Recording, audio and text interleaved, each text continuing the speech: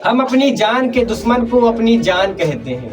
हम अपनी जान के दुश्मन को अपनी जान कहते हैं। मोहब्बत की इसी मिट्टी को हिंदुस्तान कहते हैं। दोस्तों, आपने ये न्यूज कहीं ना कहीं देख ली होगी कि देश की राजधानी दिल्ली में एक जोरदार धमाका हुआ जिसने पूरे देश को हिलाकर रख दिया है। लाल किला मेट्रो स्टेशन के ट्रैफिक सिग्नल के पास खड़ी एक कार में जोरदार विस्फोट हुआ और कुछ ही सेकंडों में सब कुछ आग में बदल गया।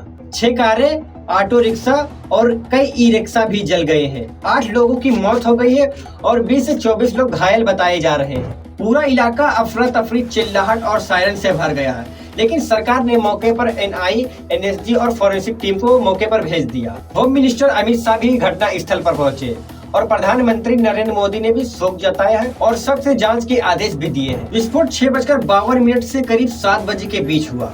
एक धीमी गति से चलती हुई हाई की i20 कार जो ट्रैफिक सिग्नल पर खड़ी थी। पुलिस ने शुरुआती जांच में पाया कि कार हरियाणा नंबर की है और उसका मालिक सलमान नाम का व्यक्ति है। सलमान ने पहले बताया कि यह गाड़ी उसने पहले ही बेच दी थी, लेकिन ये गाड़ी अब उसके पास है जिसका कनेक्शन कश्मीर से जुड़ता दिखाई दे रहा है। अब सवाल ये है कि ये ब्लास्ट अचानक हुआ था या फिर प्लान किया गया था? क्या यह कोई बड़ी साजिश थी? और कहानी यही खत्म नहीं होती दोस्तों। कल की सुबह 2 ऐसी खबरें आई जिससे हर कोई दंग रह गया था।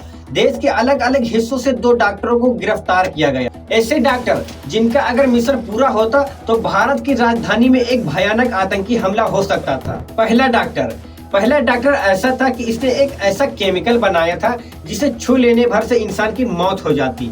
और दूसरा डॉक्टर जिसके पास 350 किलो से ज्यादा विस्फोटक बरामद हुआ। और दोस्तों, कुल मिलाकर लगभग 2900 किलो एक्सप्लोजिव जब्त हुआ, यानी करीब 3 टन। इतना विस्फोटक अगर फटा होता तो पूरा इलाका मिट्टी में मिल जाता।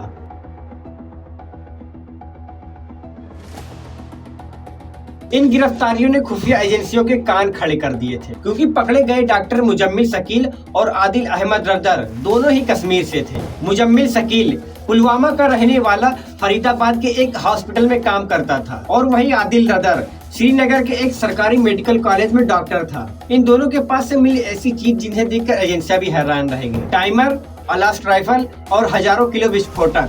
पुलिस ने बताया कि ये दोनों जैसे मोहम्मद जैसे आतंकी संगठन से भी जुड़े हो सकते हैं। अब सोचिए, इनका ठिकाना दिल्ली से सिर्फ 30 से 35 किलोमीटर दूर था, यानी दिल्ली फिर से खतरे के साये में थी। इसी बीच गुजरात में एटीएस ने एक और बड़ा खुलासा किया। 3 ऐसे आतंकियों को पकड़ा गया जो देश में एक बड़े हमले की साजिश रच रहे थे। इनके नाम डॉक्टर मोहम्मद मोइनुद्दीन सैयद, आजाद सुलेमान शेख और मोहम्मद सुहेल सलीम खान। मोइनुद्दीन पेशे से एक डॉक्टर था जिसने एक राइसिस नाम का खतरनाक केमिकल बनाने की कोशिश की। ये वही जहर है जो कुछ बूंदों में इंसान की जान ले सकता है। इन तीनों के पास कैस्टर ऑयल, पिस्टल और 30 जिंदा कारतूसें भी मिली। बताया जा रहा कि ये लोग पाकिस्तान, अफगानिस्तान के हैंडल के संपर्क में थे और लखनऊ, दिल्ली, अहमदाबाद जैसे शहरों की रेकी कर चुके थे। अब जांच एजेंसियों के पास जो सुराग है वो सब एक दूसरे से जुड़ते नजर आ रहे हैं। ब्लास्ट में इस्तेमाल हुआ i20 कार जिसका मालिक मोहम्मद सलमान, जिसने गाड़ी नदीम को बेची और नदीम ने डीलर को, और आखिर में ये गाड़ी पहुंची तारिक के पास जो फरीदाबाद में रहता था पर असली था पुलवामा कश्मीर का। अब ये तारिक और फरीदाबाद वाला डॉक्टर मुजम्मिल दोनों एक ही इलाके में रहते थे।